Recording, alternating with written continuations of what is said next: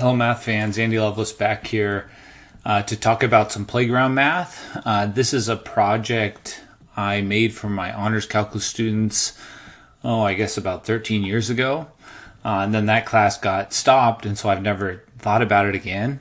And since I've been, thank you for all of you that are allowing me to make videos, I'm going to bring it back to life.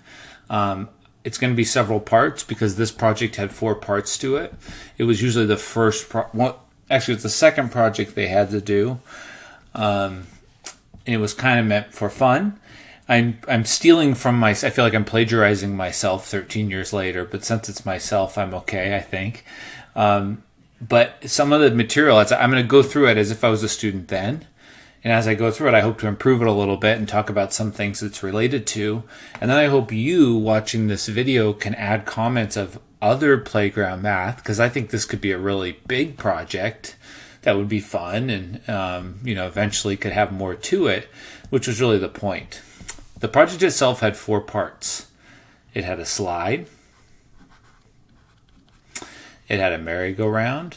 This was just, I had at that time I had 3 very young kids, 1-year-old and a couple of slightly older kids. They're much older now, but we spent a lot of time at the playground. I always call this a seesaw. Sometimes we call it a teeter-totter.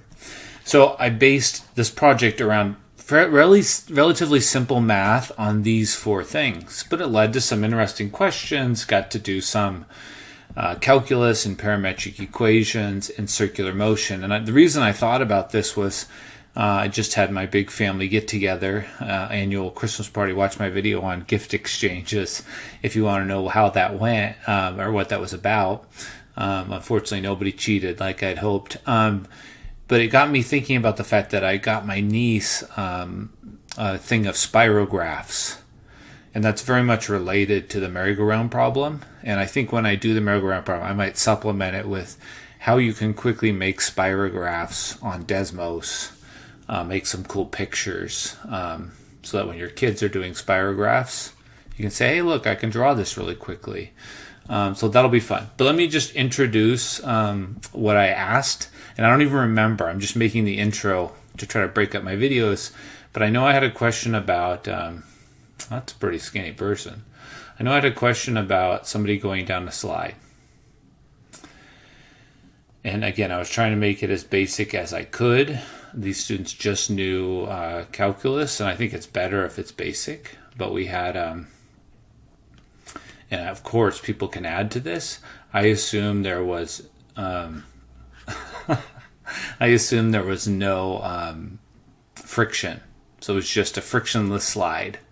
So basically, I was taking gravity. I think how I would teach it now would be taking gravity and projecting it in this direction, but I basically broke it up into components, the x component and the y component, and asked various questions about the x component and the y component of the person as they go down the slide, based off of the fact that they knew the equation for the slide. So that's kind of fun. And then I took a person and put them on a merry-go-round, and so I'll do one on the slide.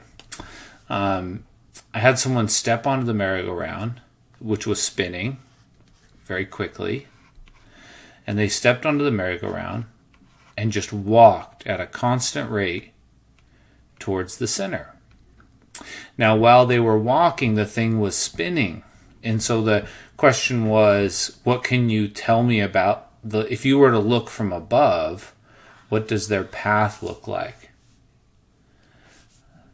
And it was some sort of spirograph graph where they're like spinning around as they get closer to the middle. And if you tweak that a little bit, you can get all sorts of interesting shapes. This is not an accurate picture at all. But mostly what I'd like to show you is how you can generate those pictures very quickly in Desmos or any other graphing device. And I think that's an interesting side thing I can teach people, is how to make some pretty fun graphs, just knowing how the radius is changing. Circular motion can be very well modeled.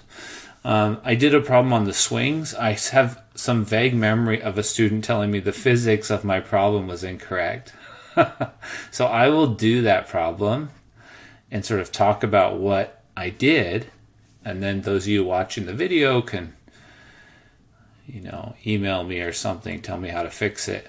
But mostly I also was using circular motion, but I was discussing how the angle changes, and I looked at a few different models.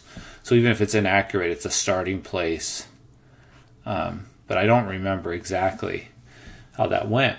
And apologies for my pictures. This is the best it's going to get. So then lastly, I did a seesaw. And for that one, I think I would ask a different question now, because I have a lot I can say about a seesaw that I talk about when we're doing center of mass. But I believe the project, I put a little mouse right here. I need some whiskers. So I put a mouse here. And I don't know. Something went terribly wrong in drawing my mouse. And then I came over here and I had an elephant jumping on the seesaw here. And then ultimately that leads to the mouse moving. And it was kind of interesting as I thought about it. It actually will go this way. And it's just a parabola. And based off of making some assumptions about its initial velocity and the angle of that initial velocity based off of how much force is here, we were able to just basically do another parametric equation. This was all about parametric equations, because in our Calculus 1 course, there's a moment when we talk about parametric equations and students just hate it. So I always try to find these topics that students find challenging and add something applied and interesting. So that's what we're going to do. We're going to do parametric motion. I'm going to do those 4 examples. The actual project you can find, I just added it to my Math 124 materials. It's here on the right. Sorry, it's not easy to find. Eventually I'll clean this up. I'm at the beginnings of this. Oh, that's distance to the horizon. That's the one I've already done. But it's these 4 questions. The slide, the merry-go-round, and I basically am just studying parametric equations. So I think this is a good intro. If parametric equations are bugging you, maybe this is something that can interest you into why they're so important. Really, if you're going to study motion, or if you're going to go into 3D, parametric equations are vital, and they shouldn't be something to be feared. People that have done some physics before are used to it, because they think in terms of the x-coordinate, y-coordinate, z-coordinate. So that's it for this video. I'm going to then talk about the slide. I think the slide, there's so many things I can say. I'm going to keep that video short, though, because I really want to talk about the merry-go-round. And then maybe we'll come back to slides later. But there's so much math in the slide question that I just am not going to do the full service of it now. But the other ones I'm more ready to talk about. So I'll do a shorter video on the slide and ask for your input. And then I'll do the merry-go-round, the swings, and the seesaw. And then I hope we can add a few more. So I hope in the comments you can tell me other things on playgrounds, because a lot of these don't even exist on playgrounds anymore. My kids hardly ever see swings, even though they love them where we live. Now, if we go to Eastern Washington, we see lots of swings. It's rare to see seesaws. So I can think of a lot more, but these are ones that so please tell me in the comments other playground equipment you might like included in this series, and maybe we can grow this project and then eventually get pictures of people doing some of these things on the playgrounds. I think that would be a joyful project. All right, thanks for listening.